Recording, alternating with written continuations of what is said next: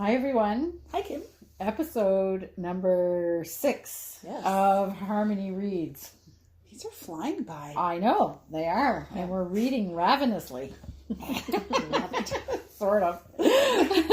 Sort of. Yes. So, welcome to Harmony Reads. And this is, somebody called it a spin-off in the comments. A spin-off Which of is the Fleece and Harmony. Perfect when we're yarn makers. Yes, exactly. Maybe that was the joke they were making. They said you it was hadn't the gotten perfect I spin-off. thought you were so excited because of that. No, I just was like spin-off, like an episode spin-off. I don't know if they were, maybe they were funny and they didn't even know it either. Oh, yeah, okay. That's what I play on words. Thought. And it's very surprising because no one likes to play on words more than me. So I don't know. Anyway, I think we were pretty busy reading these last 2 weeks. Mm-hmm. I'm going to call myself a steady reader. Okay, Yeah, steady reader. Yeah. I was reading and doing research. Oh, yes, on my reading because I've come to a couple conclusions about what I think Kim is bursting. So maybe we should just let her go ahead and get into it because it might also she might get started and that'll be it. Then we're done. I haven't told them what I'm going to talk about. Okay, let's go for it. Yeah, I haven't told you guys what I'm going to talk about. So I think you'll have some opinions about this. So I've come to the conclusion that I might be a little bit too judgmental about adaptations. Oh, okay. So I finished my very first Agatha Christie book, which was at Bertrams Hotel. So the last time we talked, I think I was like about a quarter or a third of the way through and said nothing's happening. It's just all like preamble and whatever. Mm-hmm. But then I was obviously right almost to the point of where the whole thing, sorry, there's a fly, where the stuff starts to happen. And then it moves very quickly after that. Yeah. So it's kind of like she sets the table. And then it's kind of like Thanksgiving dinner, hours of preparation, and it's all over in 15 minutes. So I have to say, I wasn't sure if I was going to like Agatha Christie, and the thought entered my mind a few times, like, what? I don't get it. But she came through in the end. Oh, yeah. Good. Okay. Good. So then I did something that I don't usually do, is I went right onto the streaming things and I watched an Agatha Christie episode and I found at Bertrams Hotel and I watched it. Shouldn't have. Okay, this guy's a bit annoying. So what happens this time of year when it's cold outside, they get even dopier and slower. So this fly is flying around. I think he likes your hairspray. Actually. He's doing it like in a slow dance here. Yes. It's kind of annoying. Okay. So, we need to, if we get a chance, we're going to end his little life, but we'll try and do it subtly. Yeah, we'll try it. We'll hopefully he'll get the hint and buzz off. So, anyway, at Bertrams Hotel. So, there's different, variations of the different Agatha Christie, Miss Marple things on the thing. So first of all, let me reiterate the comments that I made to you about Miss Marple. So this is not a derogatory thing that I'm saying. It's funny, and we are guilty of it as ourselves. So we're not dissing anybody, but Miss Marple played such a small role in this book that I was a little bit confused. And in the end, I was saying to Betsy, I said, I'm really surprised because I thought she was like a detective. Like I knew that she was like a kind of a amateur sleuth. I was going to say, you were expecting criminal savant intelligence. Like Vera, because I watch Vera. No. So I was thinking that she was actually the main character of the book, but she's not. She's a busybody. She's a busybody. So what I said to Betsy, since Betsy and I are not from PEI, I said she's just the typical nosy PEI neighbor. Yeah. Yes, she 1000% is. That notices everything. Yes, And- I think that's and- why we love her. A lot of good comes out of that. So, you know, like when our neighbor Edith leaves her garage door open by mistake, Yeah. Ken goes over and asks if everything is okay. It's great. It really is great. See, like I was Yeah. saying that to you. I said you don't ever have to worry too much about like shenanigans going on at your house because someone's going to notice. Yeah. Yeah, Yeah. exactly. Like- So, Heaven forbid I go for a run later than usual because my neighbors are like, "You're late today. Did you sleep in?" yeah. Or are you okay? Yeah, are you feeling well? So in any other context, that would seem to be a derogatory comment, but it's not. It really isn't. It truly isn't. It's one of the great things about Prince Edward Island and many small towns and communities, I think. So that was a big shock to me because not having ever read a book, I thought she was actually like actively being like a detective, even though I knew she was an amateur. Oh, no. She just goes to the dining room to have her scones and tea and happens to overhear. Yeah, or visits everybody on the planet. Yes. So, because then what happened is after I watched at Bertrams Hotel, I started the series from episode 1. Okay. So now I've watched many of them. Yeah. And she has more of they've obviously made her more of a central character in the series. So I've said this before about other books, as I'm always prefer an adaptation that's close to the original book that was written, or just write another story. But they also the crime was completely different. Oh, So at Bertrams Hotel, the crime that was done Was a different crime. Was a completely different crime. oh, yeah, that's unfortunate. I'm seeing that it seems to me that the series is really more making it more relevant to the post-war years. So that the crimes are more related. They talk a lot about like things that have happened, in that were related to World War II. Right. Okay. So whereas at Bertram's Hotel, that's not at all what the crime was about. So, Do we know, because you said you did a bit of research, do we know the years that Agatha Christie was actually writing? So is this present time for her when she's writing stuff? Is she writing in the present? well, I saw a post on something, because obviously that I've been talking about Agatha Christie, all the things are listening to me, because I did see a post that said something like, it's hard to believe that Agatha Christie was writing 100 years ago. So It's got to be, Okay. it might have been a little contemporary to, I think she wrote a lot of books. Right. So her years of writing were long, but I think the post-war years would have been contemporary to her. I'll have to Yeah. look into that a bit more too, because that kind of makes sense to me then, maybe why she wasn't focusing on war-specific things. That would have been pretty close to home at that time, right? Yeah. And often writers are looking to write as an escape or to think about something else, or like right now, I wouldn't, if I were to be writing, I don't think I would want to be writing about all the current events. Right. I would find other things to write about. Yes. So it kind of makes sense to me that that wasn't what she was writing about, because when you're living history, you don't always know that you're in I mean, I think they knew they were in a major historical moment, but also not, because they didn't know what the world was going to be post all that. So I, and as you know, with one Agatha Christie novel under my belt, I'm no expert, that's for sure. So I don't know if that's going to be the same in other books, because I'll read another one, because it's light enough that it's easy to read and it's kind of fun to read, but it's interesting enough that it keeps you engaged. So I say yes to Agatha Christie. Maybe try a Poirot next, because he's really fussy and meddlesome, and you just love to hate him sometimes. Oh, really? Okay. Yeah, he's a very different fussy. character. He's very fussy. Yeah. Okay. Yeah. Okay.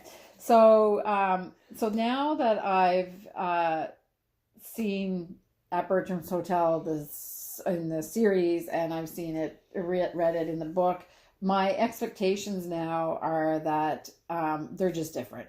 Yeah. And the characters are all mostly the same, but the story can be different. But I actually, unlike some other adaptations, I enjoyed the series as much. Right. So it's just different. Yeah, they're just different stories. A little bit. Yeah. Based loosely on the novel. Yes. Not a literal. And sometimes you do have to kind of take that stance with a film adaptation or like a miniseries adaptation to books, because there's so much in a book that they can't share. Yeah. So they have to use other things to make it exciting. Yes. Exactly. And also the fact too that a movie form or a screen adaptation, that's a whole different art form. Yeah. So you have a new artist behind the whole project. It really is not surprising, considering how much we're all guilty of modifications in our knitting. Right. That obviously as a new artist handling someone else's work, you're going to do modifications. Yeah, exactly. Yeah. And, it's not a diss to the original author. If you don't like the adaptation, you don't like the adaptation. But if you like it, you like. So now I'm already up to watching, like, I started back at 1 and I think I'm on episode 6 now. You might have seen more than I've even seen. So they're good. Yeah, they're good. The one that I'm watching, and I don't know. There's different versions, so I'm not even sure which version. I can't tell you which version I'm watching because it's just the one I'm picturing a certain one, which I'm probably guessing is the one, probably the latest one. Do you think she's probably watching the latest version of? I don't know. I'll find out. I think it's Gwendolyn. Somebody is the main character. I think you're watching the latest one. Okay, I'll have to look it up. And people have suggested other ones, but I don't think this was the name. So maybe the other ones are different again. So I'm gonna watch this series. There's like many of those British shows like Foyle's War and all of that. It seems like they do like hour and a half. It's not an hour or a half hour episode. It's an hour and a half, and there's 4 in the season usually. Yeah. And are you enjoying the wardrobes? Yes. I get sucked into the wardrobes. I know. For timepieces, I love the like that. Yeah. For late the 40s and whatever. In fact, I was just thinking, it's funny you say that because I was like, I would wear that now. Yeah. Like, it's so cool. The wardrobe is fantastic. I saw a knitter recently talk about, what are they calling it? Granny core? Or English granny core or something? What's that? Just like kind of a lot of like cardigans and things like that. Just cozy clothes that are, stylish, kind of more old fashioned, but they're, classics for a reason. Yeah, exactly. Yeah. It's the dresses. Yes. It really makes you want to wear a dress. Although I'm fairly certain they're all still wearing their girdles. Oh yeah, for sure. Do not want to climb into one of those. Girdle's the word of the day. Yeah, girdle's the word of the day. Yeah. I do not want to climb into one of those. No. But there's also, I can understand, that flies back. There is something about how much it does create the silhouette. Yeah. But so I do get that. I mean, there are tricks like the full skirts and and some of the fabric today might be a little different and have some of that built into it with that in mind. Yeah, too. Well, stiff fabrics is helpful in that case as well. Quality fabric. Not all the jerseys and stuff quality like that. Fabric. Yeah, exactly. And she knits in every episode. She does. Yes. Yeah. So and she's knitting. If she doesn't have her yarn, she said, first of all, I need to have my yarn."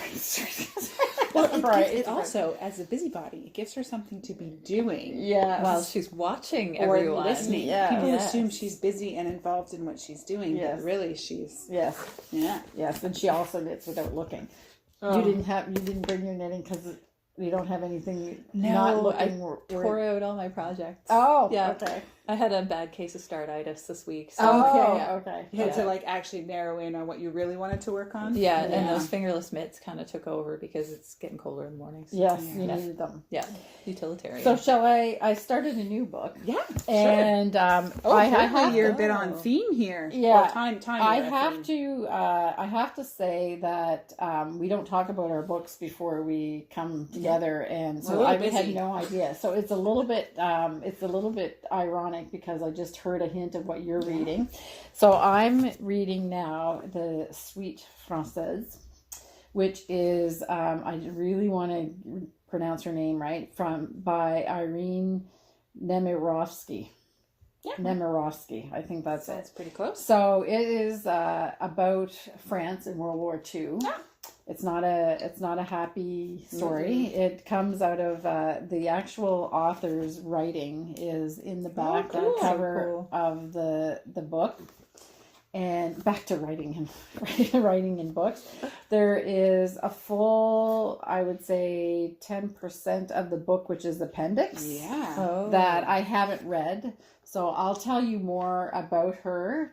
I don't think she survived the war, from what I read.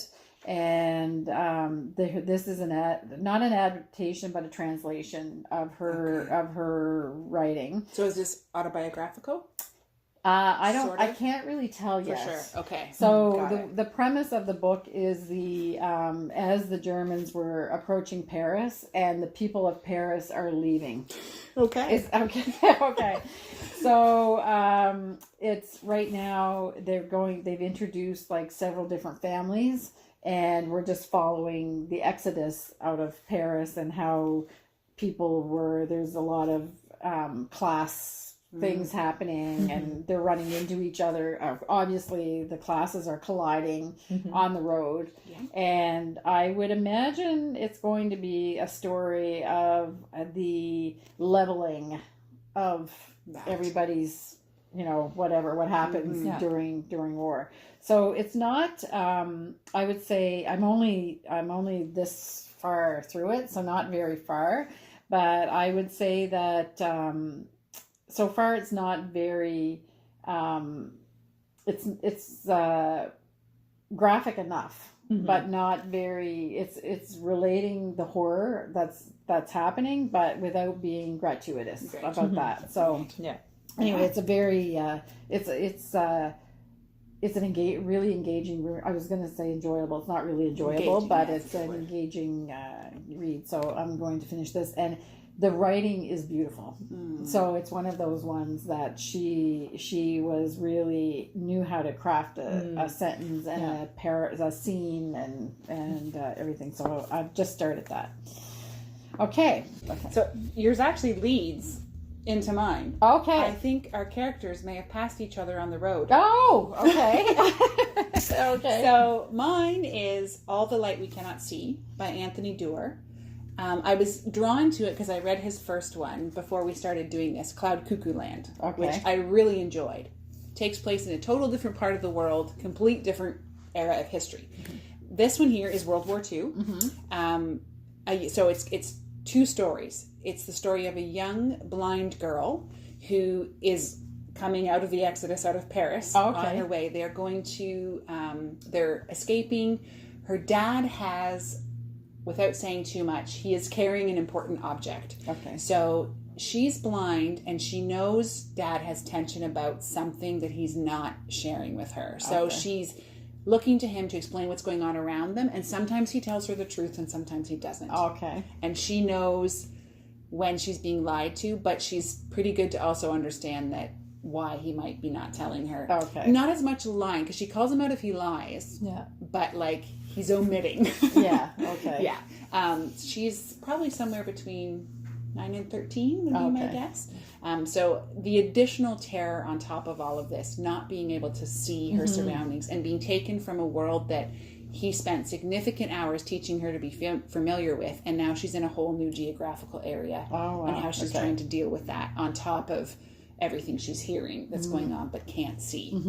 So that's her story. And then the other story that's happening is a young German boy who is an orphan and is trying to navigate as his country is changing, where he's going to land in this. So the Nazis are offering him a life he never could have possibly had. So it's either does he follow and go with what they're offering, or does he get himself basically sentenced to the life in the coal mines, which is what his destiny would have been, and where his father did not make it. So which is okay. You learn that early on. That's not a major part of the story. So it's his indecision of what does he do, where does he go, and he's both kids are very bright in their own way, and so it's the story basically of how are these really bright, young, intelligent people who would have had really promising futures dealing with a world that's coming down around them is basically kind of the story that we're following. So cool. It's really cool. But it's funny that you were saying, because yes, she was literally on the road the other evening with her dad out of Paris. Okay. And are they traveling towards each other, you think? Or I'm thinking that's probably what's going to end up happening. At some point, they're going to, their paths are going to cross. Because this is what happens. Like, the family names are the chapters. Like you do, you follow one family for a chapter, then you follow another, and the first two families have collided. Yes, at different social levels, and that's the very first one has just happened. So, and of course, there's the major tension hanging over, because as we know, if you've studied history at all, the Nazis they had very specific guidelines of what they believed humanity deserved to be. Mm-hmm. So as a young girl being blind, she is hearing, of course, all these horror things that basically people are telling her is going to happen to her. Oh dear. So so again, it's an engaging read. It's hard to take in some senses because it's not so. My young daughter at home is telling me all about this futuristic dystopian book she's reading, so it's terrible, but it's also completely fictional. Right. Mm-hmm. This is terrible. A lot of the same things that she's talking about in her book are happening, but they happened. So there's that constant element of, as you're reading this, also being reminded that people actually lived happened through this. So it's it's engaging, sobering. but sobering. I would say yes. Yeah, but I'm not, what I've done is I've set aside a certain time of day that I read. Mm-hmm. So I used to just, like, if I loved a book, I did nothing else. Yes. Life ended, and that was all I did. But as a grown-up with responsibilities, I can't do that anymore. So I'm going through it at a very steady pace. I know, sometimes. Me too. Yeah, exactly. So Simone, what are you reading? I've been reading a few things. Okay. I'm almost finished of the Poisonwood Bible. I have less than 100 pages to go. Okay. And I mean, it's a 600-page book. Right. So that's not that much when you think about it. Yeah. And the further I go along in that book, the more kind of angry I get at the family. Oh, okay. Yeah. Because there's just so many things going on that they completely just skirt under the rug. I'm trying to say things without actually giving bits of the story away. Right. Yeah. So everything is just brushed under the rug until it comes to, an enormous head and it becomes a real issue. Right. And with them down in the Democratic Republic of the Congo during their, transition, which I've been reading a little bit more about. Right. It's a pretty scary place. Oh, yeah. Okay. So is the book, it's obviously fictional, but does it follow the history fairly accurately, or? Yeah, there are points where it does. Yeah. So it kind of feeds into the whole storyline. Okay. Yeah. Yeah. Okay. So it's a tough one, and I just hit a point that's very sad. Yeah. So I was like, okay, well, I'm just going to put this book away. Yeah. And I'm going to read something else for a bit, because I usually have, multiple books going at once anyway. Okay. So I've been reading something kind of textbooky, as Betsy loves to say. Nonfiction. Yeah, exactly. Nonfiction, educational, maybe we could call it. Yeah. Sure. So it's called Run Like a Pro, Even If You're Slow. And it's by Matt Fitzgerald. So I'm all over the place. I think I've just been inspired to write my book. Knit like a pro, even if you're slow. Here we go. Oh no. I think that sounds like a wonderful book.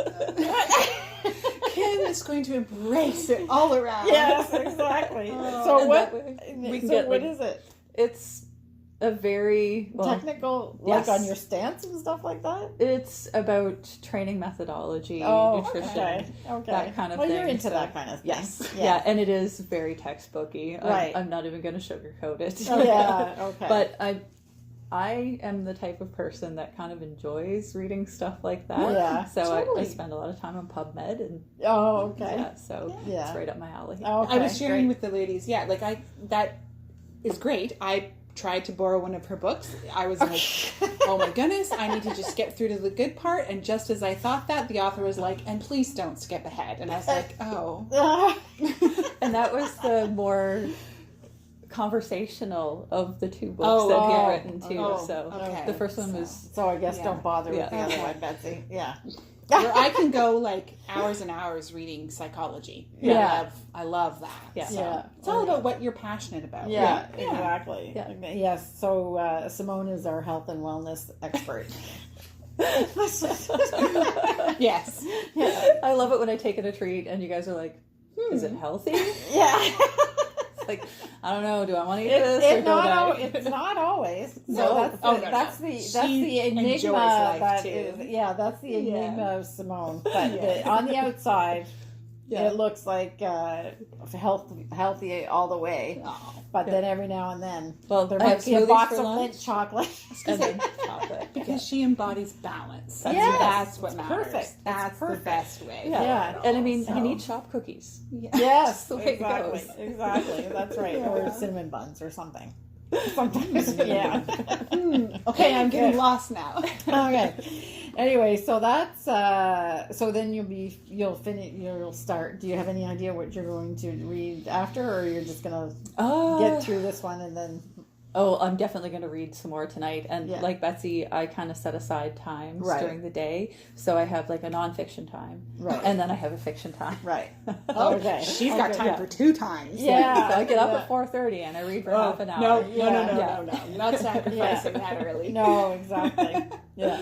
So I don't know what I'm going to read next, but it will appear. Yes. Yeah. Something will appear. Yeah. Good. Yeah. Okay. This world has no shortage of knitting patterns and books. That's true. And we've gotten a lot of good suggestions from all of you. So it's really been fun except that my reading list is getting very long now. I was going to say, my next one up is actually from a recommendation. Oh, yeah? But I'm not far enough in that to talk about it yet. And it's funny with the recommendations because I've been getting nautical themed recommendations, but nobody has recommended 20,000 Leagues Under the Sea. And it's one of my favorites. I love Jules Verne.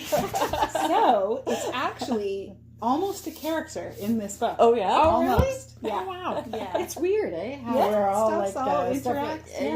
Jules Verne book is in this book. Oh, so wow. Cool. Okay. So, by popular demand, because the reading part was roaring success. Yes, very popular. Thank you. With Betsy's reading from the last episode. So we figured we're just going to maybe make that some kind of a little feature. Mm-hmm. As long as stuff shows up to be read, then I think we can do it. Yes. Yeah. So something showed up. I think this must be a favorite of yours because you've mentioned it. It is many times. We did talk about possibly doing an episode where we do focus on some like children's books. We call them children's books, but basically illustrated stories. Right. Maybe from our childhood or that were just special to us. So this one I absolutely love. The story is The Velveteen Rabbit, which has come in all kinds of forms. Yeah. This one's my favorite. It's Donna Green, I believe. Yes, Donna Green is the illustrator. So it has beautiful illustrations.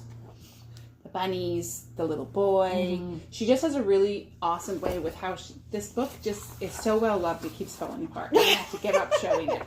So anyway, she has beautiful light. I actually at one point thought about purchasing a second edition of this book and cutting it up and posting it all over my dorm room walls. In college was an idea I had. I didn't actually do it, but I thought about it. Yeah.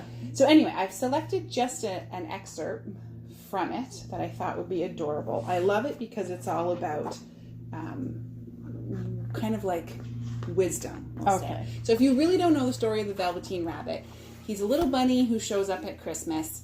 He's loved for a little while and then kind of cast aside and just left to float about the nursery. And he has significant time to contemplate life. Okay. So somebody else is in the nursery with him, all the other toys. The skin horse is someone who he talks about and talks with. So I'll show here. Oh, it's like story time. Show you.